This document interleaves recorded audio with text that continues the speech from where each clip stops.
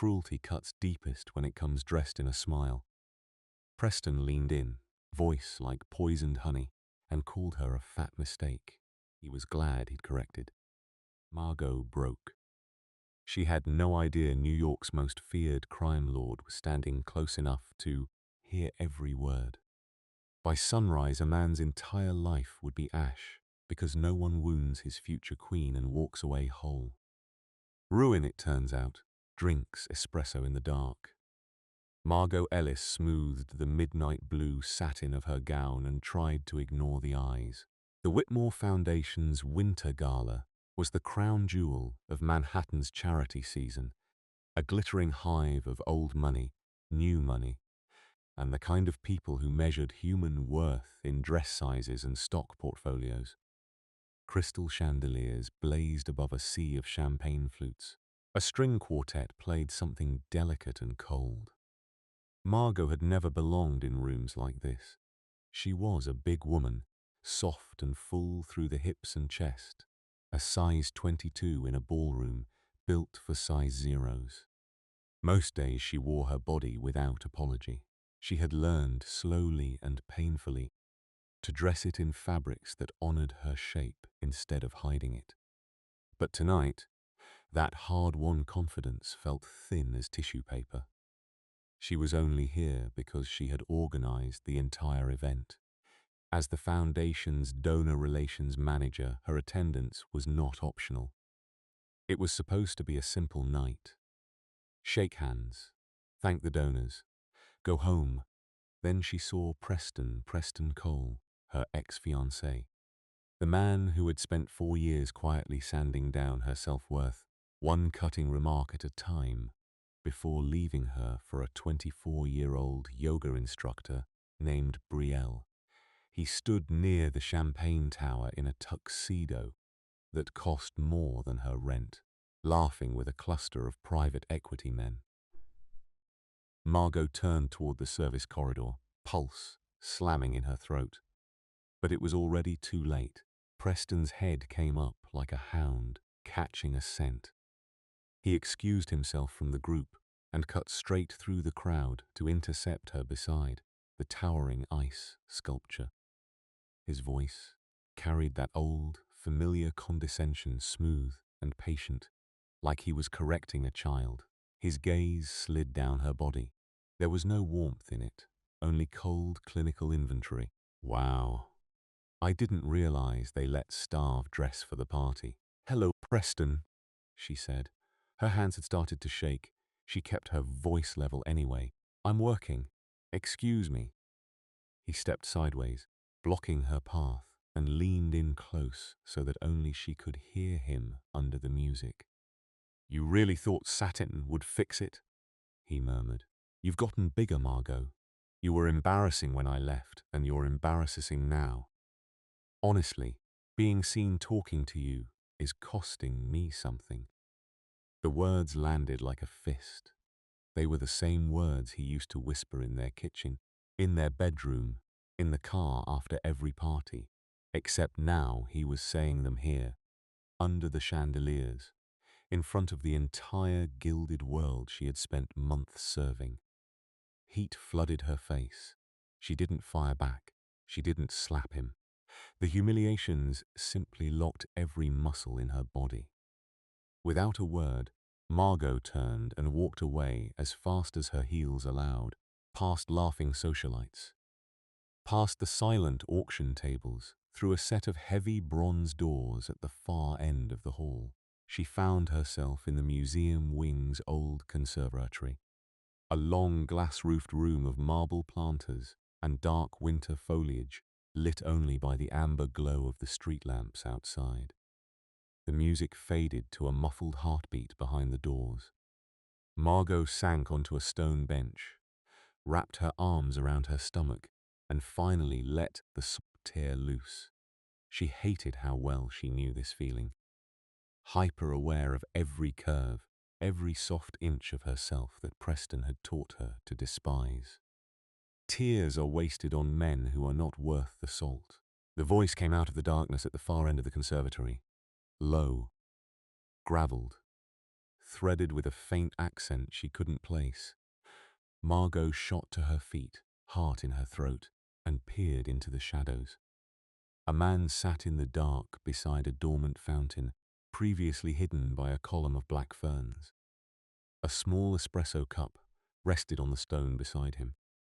As he leaned forward into the lamplight, her breath caught. He was devastating in a way that had nothing to do with beauty and everything to do with power. A charcoal suit, cut so perfectly it looked grown rather than sewn, strained across heavy shoulders. His jaw could have been quarried, and his eyes, dark, patient, frighteningly intelligent, were fixed entirely on her. "I'm so sorry," Margot stammered, swiping at her ruined mascara. "I thought the room was empty. I'll go." "You are not intruding," the man said, rising. He moved the way deep water moves, quietly, with weight. "But you are crying. Why?"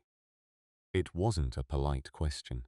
It was a command, delivered by a man who clearly expected the truth as a matter of course. Something in her crumbled before it.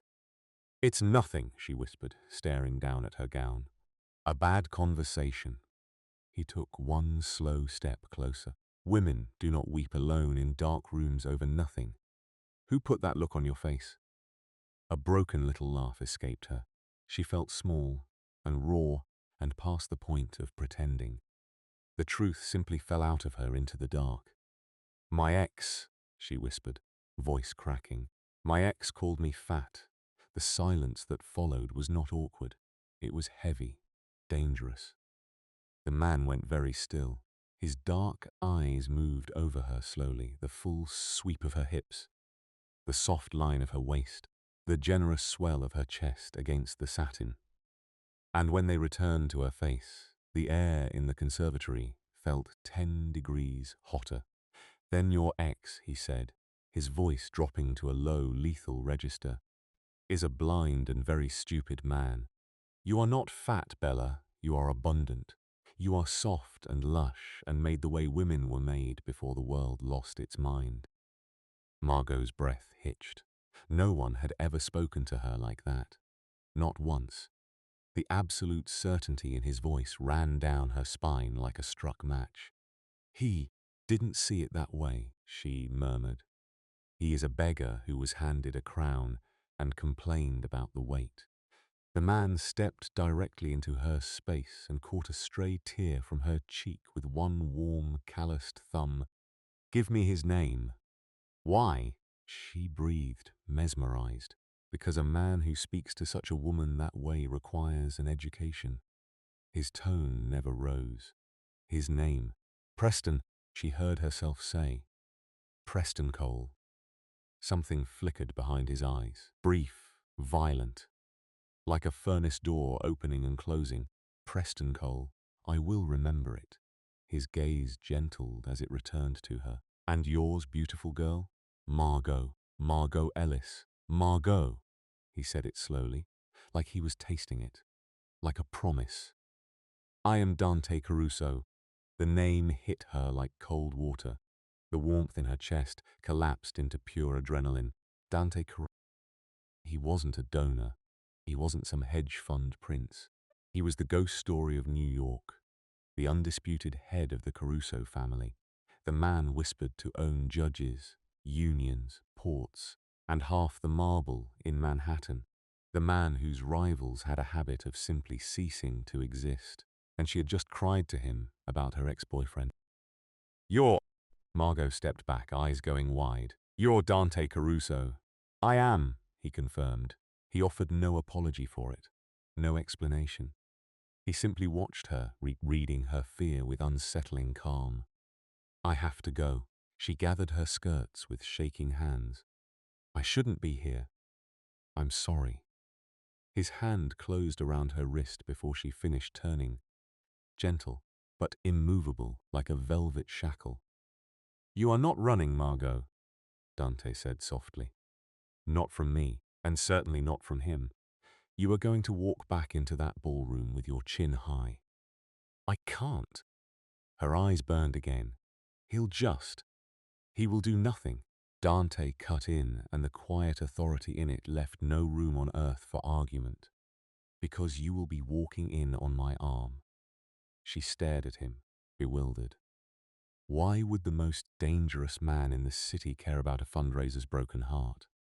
But when she searched his face, she found no pity there. She found fury, focused, possessive, banked like coals, and something about it made her stomach flip in a way that frightened her more than his name did. Dante offered his arm. "Shall we?" Slowly, heart hammering against her ribs, Margot slid her hand through it. The muscle beneath the bespoke wool felt like warm stone.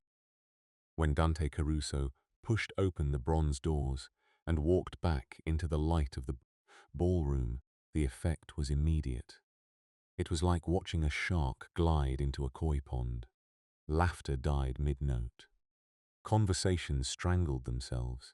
The crowd didn't part so much as recoil, opening a wide, respectful channel through the center of the room.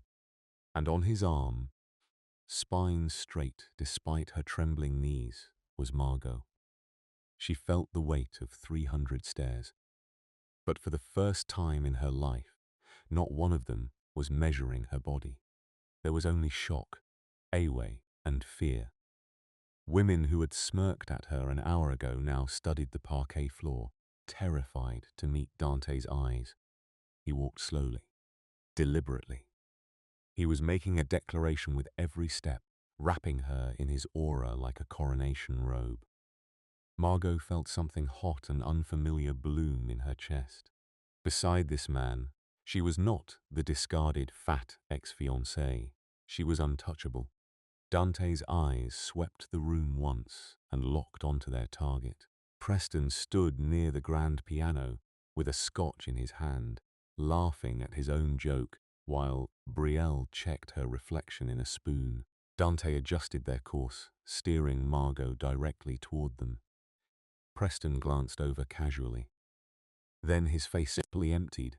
The color left it so fast he swayed on his feet. Preston worked in structured finance. He knew exactly whose money moved through the shadows of this city. He knew Dante Caruso's face the way sailors know the shape of a storm.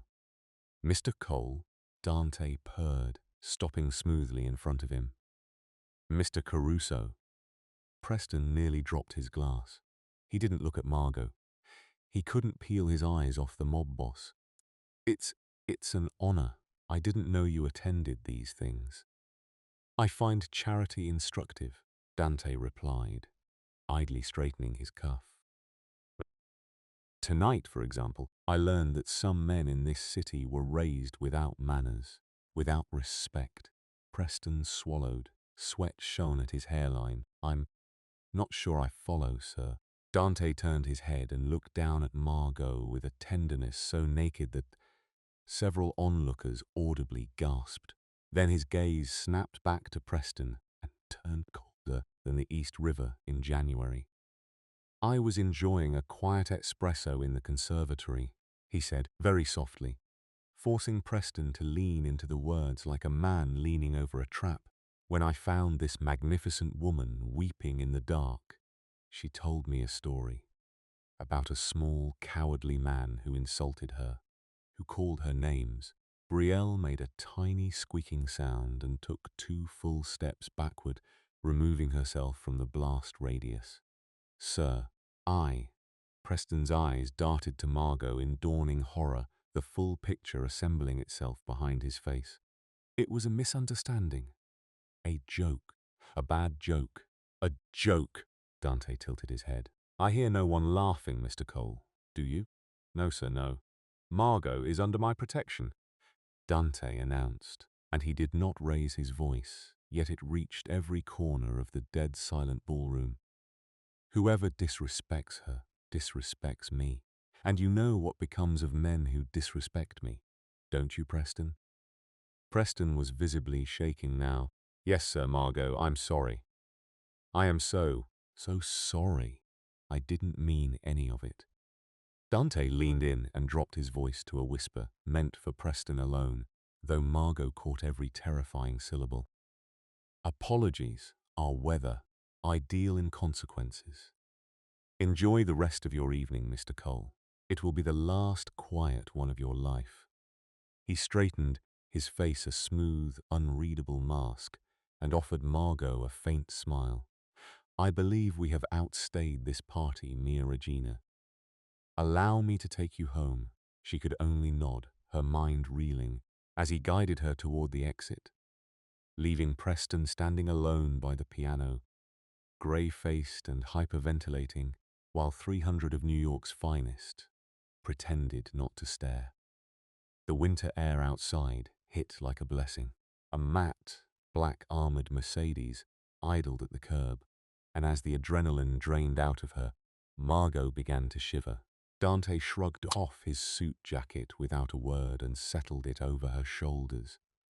It smelled of cedar, espresso, and something darker underneath. You didn't have to do that, she breathed. I disagree. The man needed reminding of his position in the food chain. So that's it then? She looked up at his profile, sharp against the streetlight. You scared him. He's terrified. It's over. Dante paused with his hand on the car door. He looked down at her, and a slow, dark smile spread across his mouth. It was the kind of smile that should come with a warning label. Scared him? He chuckled, low in his chest. Oh, Dolcezza, that was the introduction. Preston Cole structures offshore accounts for the Volkov Bratva. By 6 tomorrow morning, those accounts will be frozen.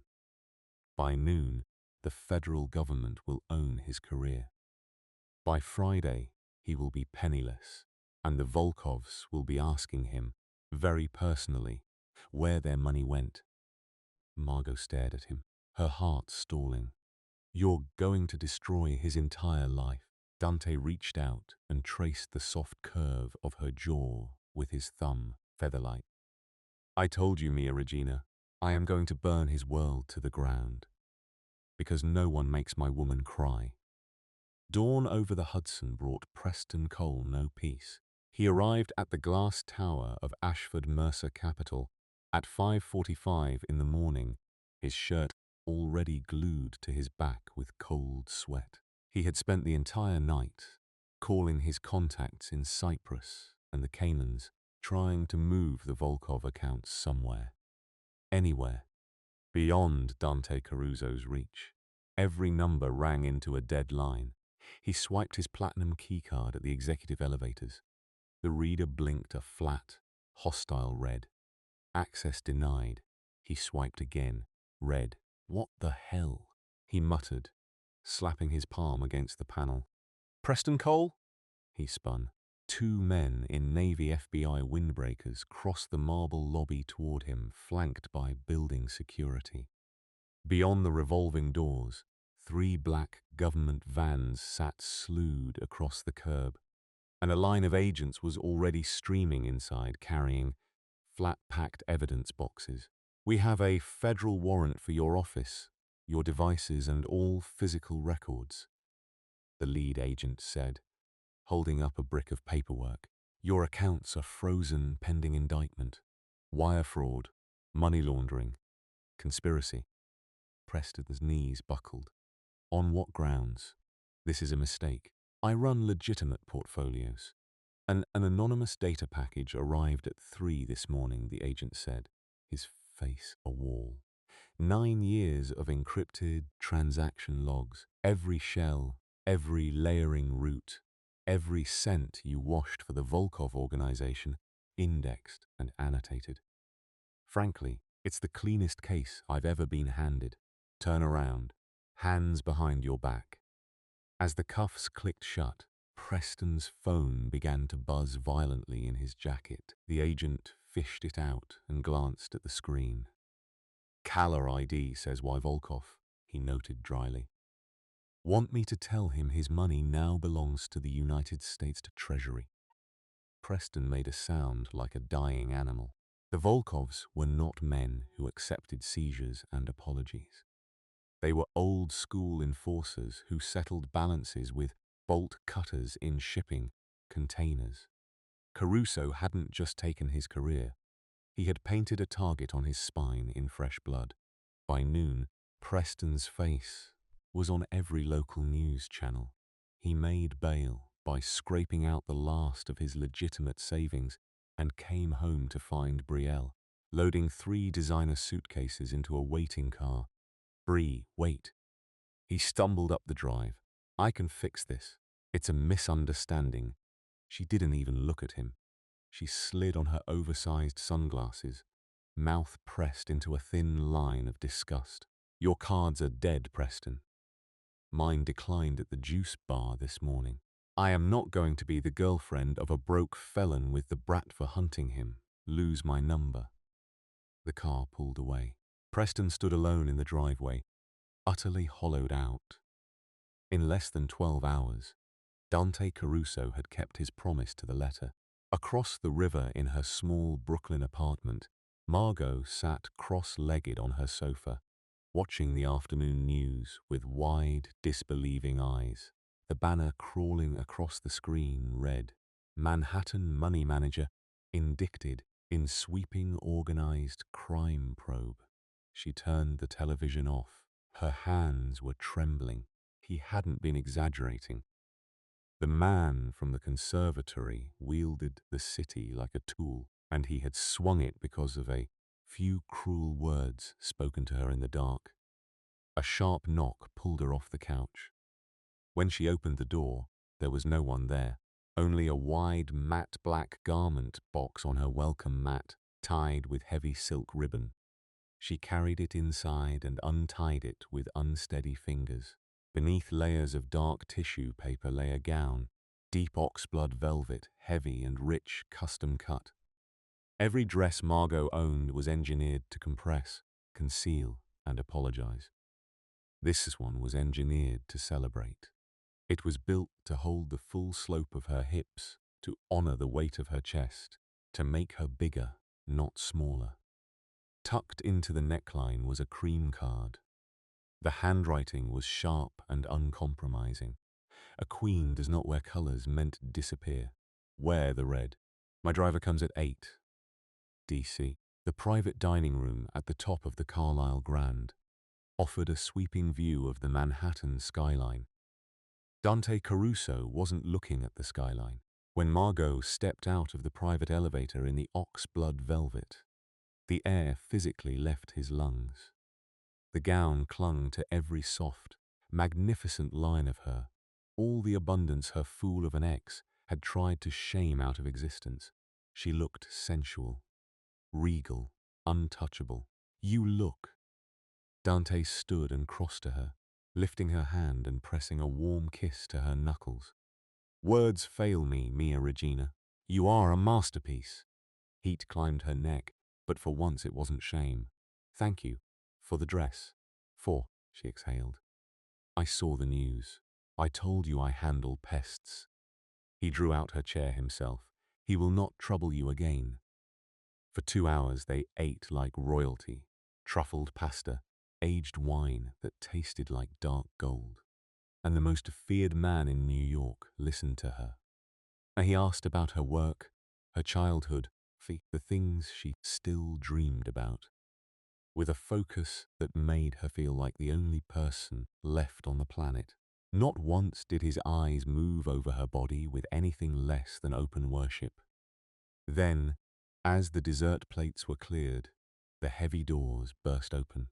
2 of Dante's mountainous bodyguards dragged a thrashing figure into the room and dropped him onto the carpet.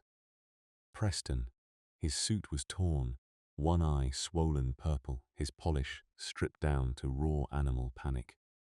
Caught him bribing a service elevator operator downstairs. "Boss." The lead guard rumbled. Preston scrambled to his knees. His eyes ricocheted between Dante and Margot, and when they landed on her, his jaw simply fell open. In the oxblood velvet, seated beside the most powerful man in the city, she did not look like the woman he had spent 4 years grinding down. She looked like a queen who could end him with a nod. "Margot! Margot, please." His voice cracked into hysteria. "You have to tell him to stop. The Volkovs are outside my building. They're going to kill me. Tell him to give the money back. Please. Margot looked down at the shaking man on the floor. For 4 years, she had let him price her worth. She had starved herself for him, cried herself to sleep for him, flinched from her own reflection for him. Looking at him now, she felt nothing. Not rage, not satisfaction, only a distant, tired pity. Why would I help you, Preston? Her voice came out calm, steady. It surprised even her. You made it very clear last night. I'm just a fat embarrassment. I was stupid. He wept openly now, crawling forward an inch before a guard's shoe pinned his shoulder to the carpet. I was insecure. You were always more than me, and I knew it. So I cut you down so you'd never leave. Please, Margot, you're a good person. Save me. Dante rose from the table, unhurried, and came to stand over him. The temperature in the room seemed to drop. You do not speak to her, he said softly, and the softness landed like a gunshot. You do not look at her, and you certainly do not beg her for mercy. Mr. Caruso, please, I'll do anything. I want nothing from you. Dante looked down at him the way a man looks at something scraped off a shoe.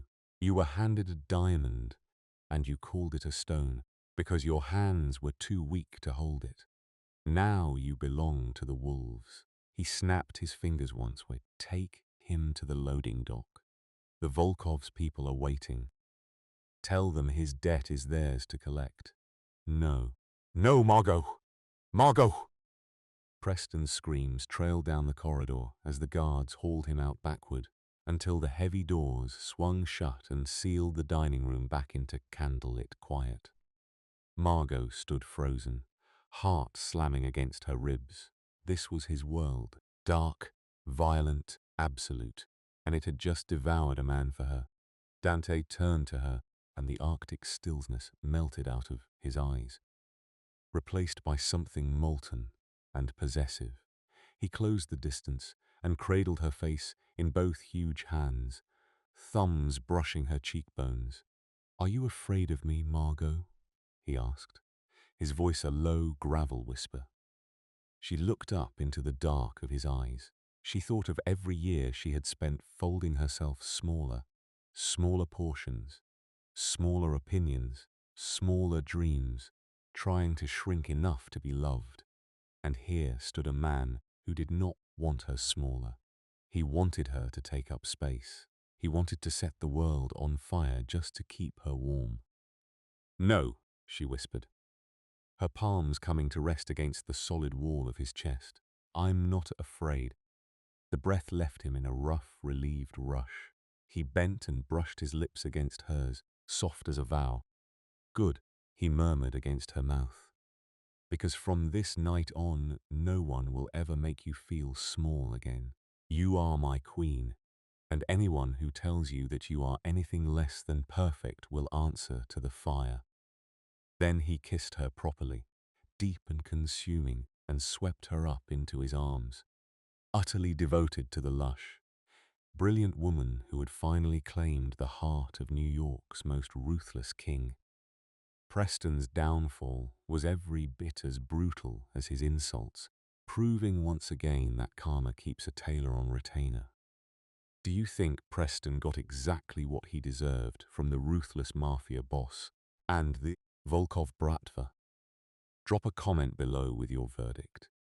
And if you loved watching Margot rise from heartbroken to crowned, hit that like button.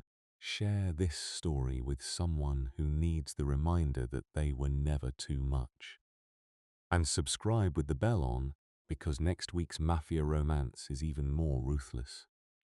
See you in the next one.